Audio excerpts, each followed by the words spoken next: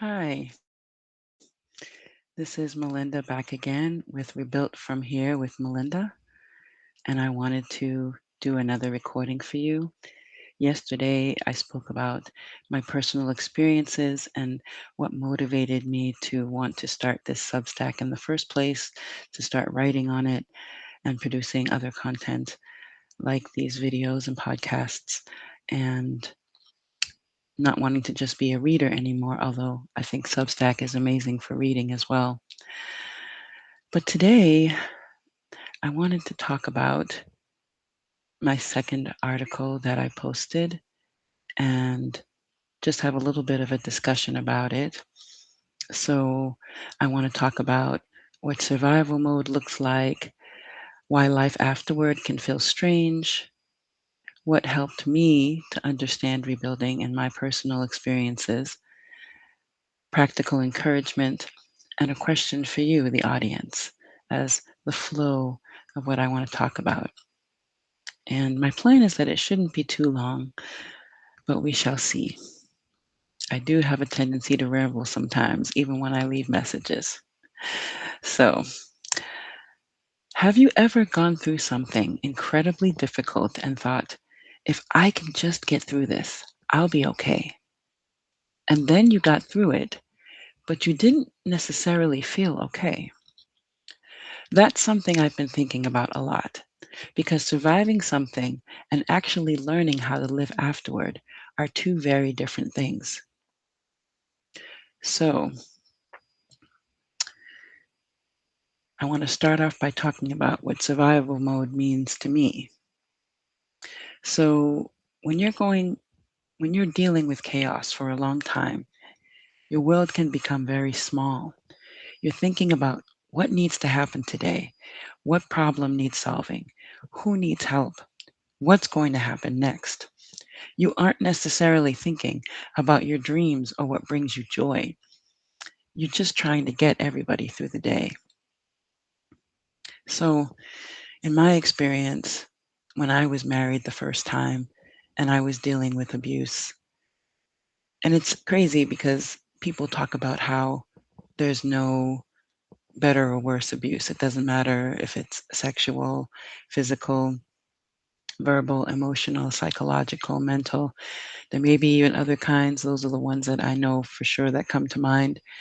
But there's so many kinds of abuse, and they are all bad.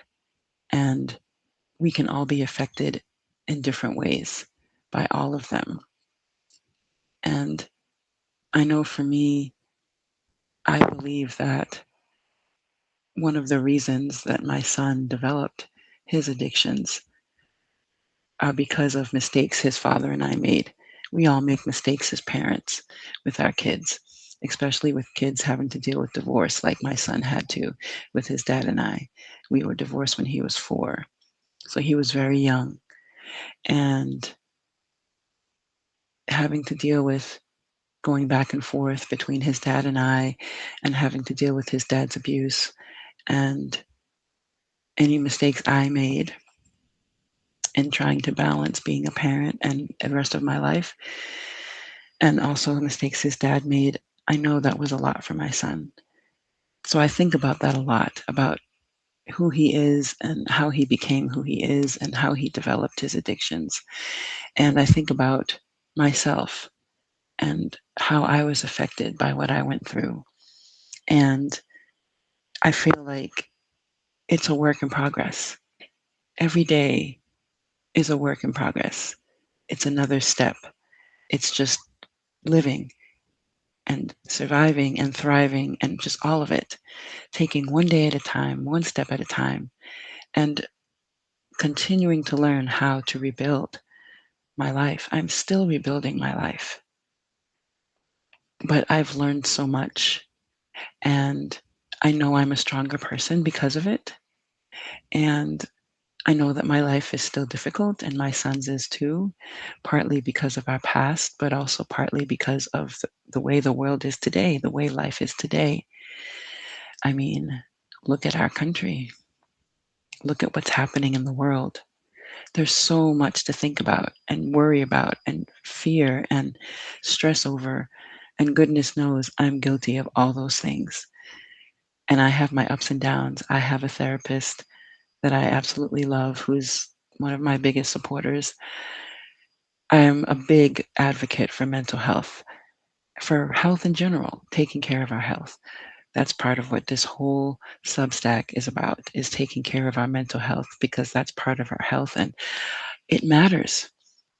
People sometimes neglect their health, especially mental health. People forget how important that is, how important our emotional health is, the parts of our health that you don't necessarily see.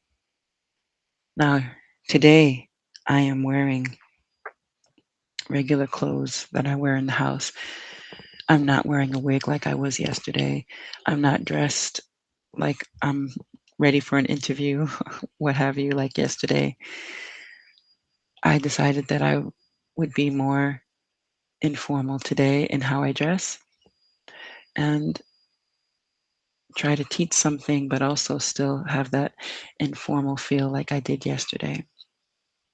But it's just so important to keep living, keep trying, keep taking a step at a time, a day at a time.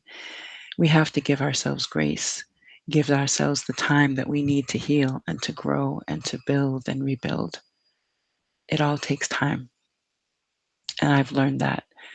I've been divorced now 18 years. My son is 22.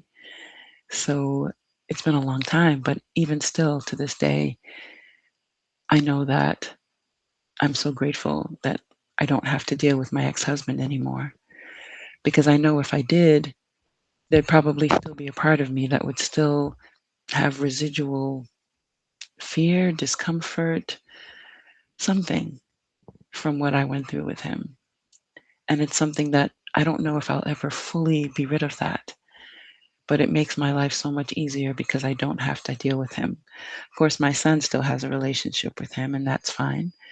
I would never keep him from his dad. At least he's not living with him, so he doesn't have to deal with things the way that he has had to in the past. But it's just so important to keep going and to have faith in yourself. And for me, I'm a Christian, so part of my faith in myself comes from having faith in God and knowing how much God loves me unconditionally and loves my son unconditionally in spite of everything that we've been through and mistakes we've made and health issues we deal with. And I'm sure you can see I have health issues. I have physical health issues. You can see my skin is affected by autoimmune health issues. I don't have a full head of hair because of autoimmune health issues. But the things that are on the inside are just as important.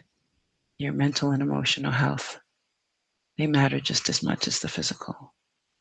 And we have to remember that and take care of that. And I've learned that.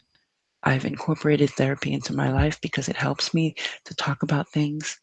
And I think it's a great thing. And it may not be for everyone, but everyone needs to figure out the best way to take care of their own mental health and emotional health, as well as their physical and spiritual, just everything, our whole health.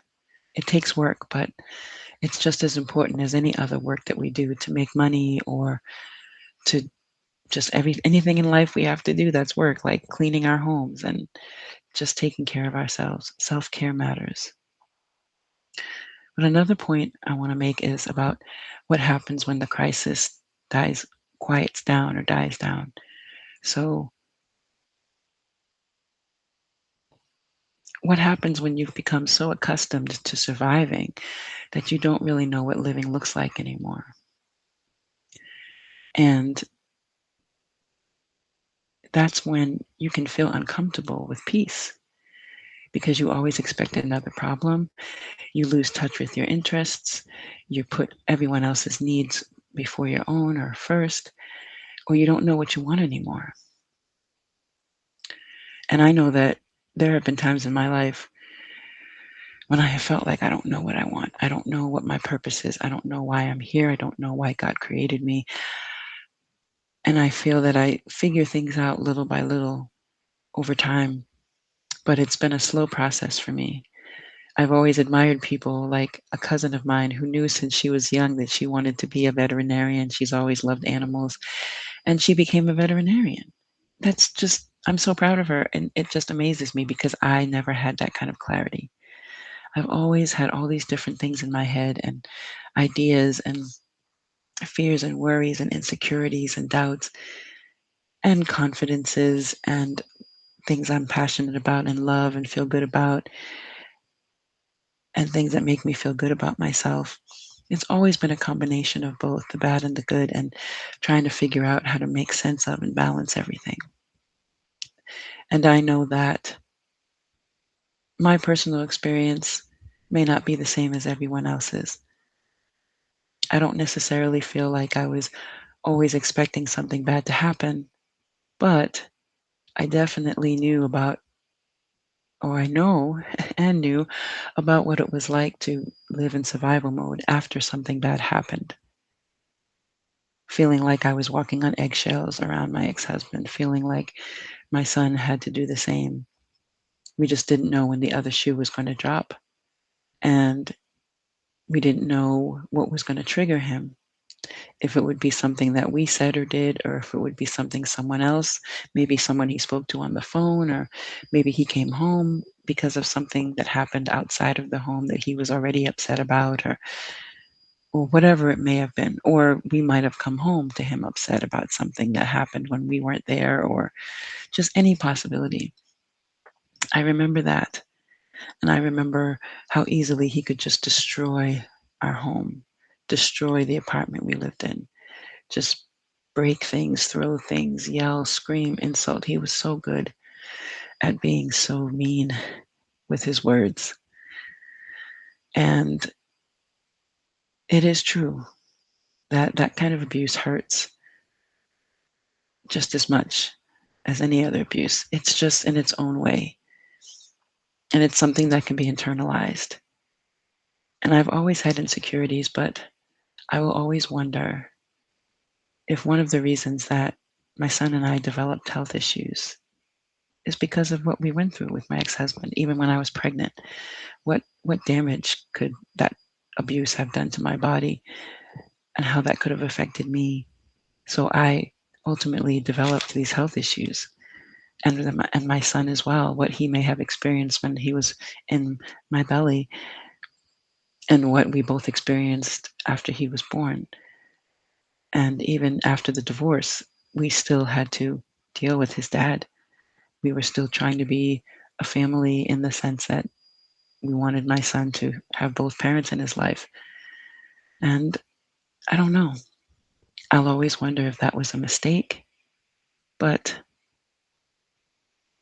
I've I have come to learn, and I'm still learning, especially with the help of therapy and loved ones in my life, like family and friends, my spouse. I've come to learn that I can't spend the rest of my life beating myself up, blaming myself for choices I made, for mistakes I made in my own life and in my son's life. It does no good. It doesn't help. It doesn't change anything. All I can do is move forward and try to do better. And that's what I've tried to do with my son. I've tried to apologize for my mistakes, and I've tried to tell him that I am going to do everything within my power, with God's help and any other help, to be better, to be a better mom, to be a better person, to just keep trying to improve. That's one of my goals in life, is to keep rebuilding, to keep growing, to keep trying to be better. And it's something that I teach my son too. That's something that he can also strive to do, to try not to focus on the past and let the past be an excuse. That's something that he is learning, and it may take him time to learn it, and that's okay. I will continue to remind him, and others will continue to do so, that he is so much more than what he's been through and what health issues he has. And I have had to learn the same. I am more than what I have experienced and then what health issues I have to deal with. We have good and bad in us, just like everybody. And sometimes we think that when the crisis ends, we're automatically going to feel free. But you can leave a difficult situation and still carry some of the survival habits with you. That's very true. And I think addiction is an example of that. I think my son may have developed his addictions again because of mistakes his dad and I made, and in his dad's case with abuse, in my case with dealing with my sexuality, discovering that I like women and trying to balance this whole new world of dating women with my son. And I was going back to school and working and going to church. And sometimes it was hard to balance everything. And I trusted his dad to, my son's dad, to take care of him primarily because his schedule was more flexible. He didn't necessarily have to work. He has mental illness, he's on disability. So he could work or not work. So he was more flexible. And I felt that that might be good for my son. I regret that, but I can't change it. That exposed him to more abuse. And I think that when the crisis has ended and we're not living with the abuse anymore, for my son, I think his addictions are a way that he still copes with those things of the past and the struggles of the present, like with his health issues. That's been an ongoing thing from the past and the present. And for me, I don't have a severe food addiction like my son, but I think I do have my own addictions. My addiction to technology, my laptop, my phone, my tablet, my addiction to food in on a smaller scale. I love junk food and I have health issues that it would behoove me to give up that junk food, but the most I can do is cut back. I don't know how to just give it up entirely. It's one of my joys. And I know that sometimes I eat my emotions. I eat when I feel sad. And it's something that I have to work on. Diet is something I constantly have to work on improving. I could probably change my health if I could change my diet drastically, but I don't have the willpower or desire to do it, which is crazy, but it's true. We just all have things we have to work on.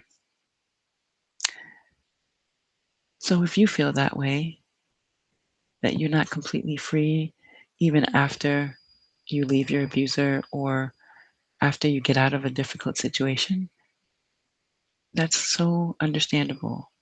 And I believe it's normal, at least from my experience and other people that I know that have been through similar things. It's just not that easy. It's like when you experience trauma, it becomes part of you and you have to learn how to live with it. It's not something that's just going to go away. No matter how deep your mind buries it, it comes out in different ways and at different times. I remember when I took the addiction and abuse class, I learned about how we sometimes experience things in the moment as though we're reliving something from the past. Something in the moment is reminding us of something from our past, some kind of trauma, and we end up reacting to this thing in the present that's not a trauma. It's not as severe as whatever we experienced in the past that we're being reminded of. But because it reminds us of this thing in the past, it causes us to respond 90% instead of 10%, to like overreact to that thing. And it's something that I found to be a very interesting concept that I think is very true. And it may not even have to be something that's necessarily traumatic, just something bad or unpleasant that you remember that happened in your past, and your present is putting you in this scenario. Maybe you feel like it's almost like a deja vu, and you end up responding to it so much stronger than what you would expect. And when you think about it and you look back on it and you just wonder, what happened? Why did I react that way? Why did I do that? This situation did not warrant that response. But when you realize that it reminds you of something that would warrant that response that happened in the past, and that it reminds you of that thing, it makes more sense. We are such complex creatures, such complex beings, and the mind is so complex. This is why I love psychology and mental health and studied it because it fascinates me so much. And so, yes, you're not alone in feeling these things. You have support with Substacks like this, people who care and who've been through similar things, or maybe who have education and knowledge about these things, or some combination. For me, it's some education and it's some personal experience. I'm not a professional like a therapist, but I do have peer support moderating experience, and I have my knowledge from my bachelor's in psychology and the addiction and abuse course I took. And another point is, excuse me, rebuilding isn't returning to your old self. This is really important. This is something I want to emphasize.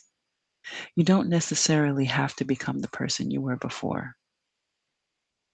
I used to think healing meant getting yourself back, but I've started thinking about it differently. Maybe we're not supposed to go backward. Maybe the question is, who do I want to become now? And I think that's really powerful because it gives you permission to change. You can have different boundaries, different relationships, different priorities, new dreams, new interests, a different definition of peace. All of these things are possible. And I think that it might make things a little easier if we think of it that way or in a different way than just going back to your old self. Honestly, I don't know if it's possible to go back to your old self. I don't know if I could ever be the person I was before I experienced that abuse. There was a certain innocence there that I don't think I could ever get back. And I think that's the same for my son. That once you go through something that's traumatic, it changes you. And as I said, becomes part of you. So we have to live with it and make the best of it. And we have to figure out who we are now, incorporating what we went through with that experience or those experiences that were traumatic, and also incorporating who we were before that happened, and incorporating who we are now and who we're becoming. Just all of these different stages of our lives. We have to figure out how to put them together and decide who we are now, who we want to be now. We have the power to build ourselves, and we may need help to do it, whether you believe in God and you believe God can help you, or some other higher power or religion, or maybe if you're more spiritual, you might believe in something else that can help you. And of course, people in our lives can help us, whether professionally or personally or both. And of course, we can help ourselves. But we can become somebody different, somebody better, somebody who's stronger because of what we've been through and how we have overcome it, even if we're still working on overcoming it. But anything we've overcome from that experience gives us power. And another point is, I want to give you something practical. So if you're listening to this and thinking, okay, but I don't even know where to start, don't try to rebuild your whole life this week. You don't need to rebuild it this day, today, this week, this month, even this year. You can take time to rebuild it. I mean, that's part of the point. You are rebuilding your life. And that means you can choose how you want to do that. And you can do it in a way that makes sense to you and feels right to you. This is part of you taking your life back. Not trying to be who you were before, but trying to be who you want to become, who you are now. And that is beautiful. So ask yourself one question. What is one thing that you could do that would make your life feel a little more like yours? And I ask myself this same question. So there are examples. You could take a walk. You could call someone. All these, whatever support system you have, your loved ones, whether they're related to you or not, whether it's platonic or familial or romantic or even professional, any relationship, returning to an old hobby, setting one boundary. Boundaries are important. We'll be talking about that, and I'll be writing about that in future things. Making an appointment, writing something, cleaning one area of the house. You don't even have to clean the whole house at once. You can do it little by little. That's okay. Listening to music again, spending an hour doing something because you enjoy it rather than because somebody needs something from you. When I was taking the addiction and abuse class, one thing I learned was that some of the people that I was in the class with, they all had their own experiences, their own stories. And some of them experienced a lot of abuse in childhood, which for me, I didn't experience abuse per se. My brothers and I have two younger brothers. We were disciplined. And so in this day and age, that would be considered abuse. But at that time, when I was growing up in the 80s, when I was a child, it was not considered abuse. So, my dad would use a belt. That he's from Haiti, and that's, I guess, something Haitian people do for discipline or have done.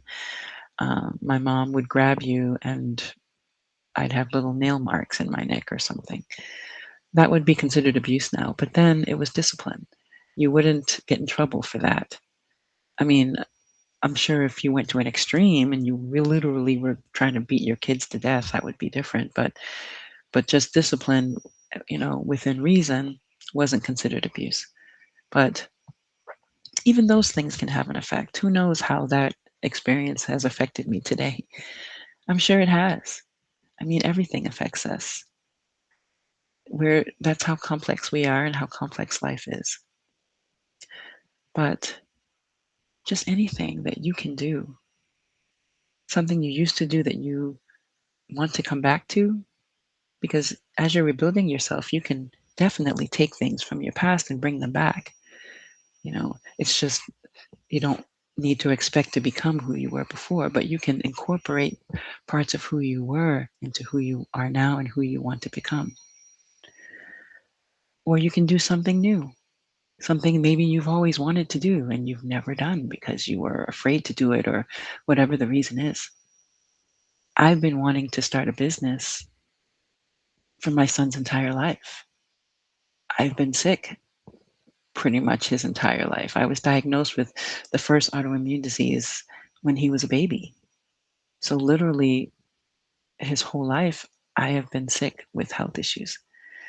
And I felt like I couldn't be the mom I wanted to be when he was young. And that is partly why I had him stay with his dad when we got divorced, because I knew at least his dad could physically handle him better than I could. It would have been easier to keep him with me if he had been older, but things worked out the way that they did. But anyway, I think this is going longer than what I had originally planned.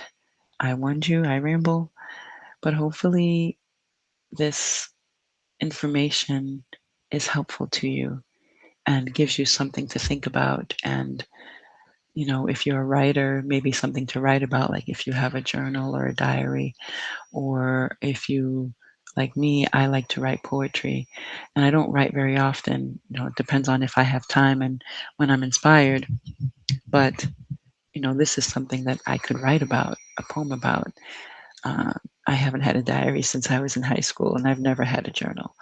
So I don't know if I would do that, but for people that like to do that, I think that's great. I think it's great for all of us to do what's right for us. If you're a Christian like me or some other religion, it's something you can pray about. It's something I can pray about. And it's something that I think I will pray about now that I'm thinking about it. But just anything that you can do, that you can think of, that makes you feel better,